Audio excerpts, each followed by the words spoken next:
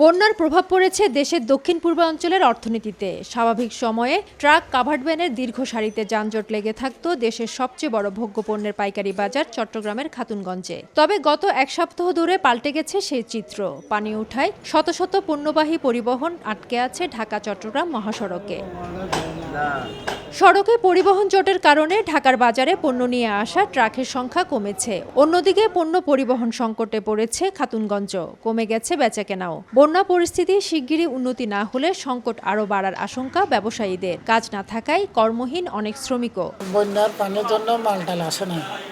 গত সপ্তাহ এই বর্তমানে সপ্তাহ 2 সপ্তাহ পর্যন্ত মাল আসে নাই। এখানে বিভিন্ন জায়গা থেকে পণ্য সরবরাহ হয়, আবার এখানে বিভিন্ন জায়গা থেকে পণ্য আনা হয়।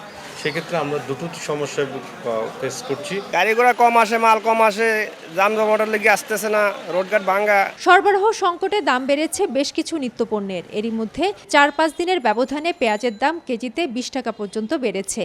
এছাড়া দাম বেড়েছে রসুনেরও। আগে থেকে বাড়তে থাকা ডালের দামের সঙ্গে আমদানি কম থাকায় নতুন করে ছোলার দামও বেড়েছে।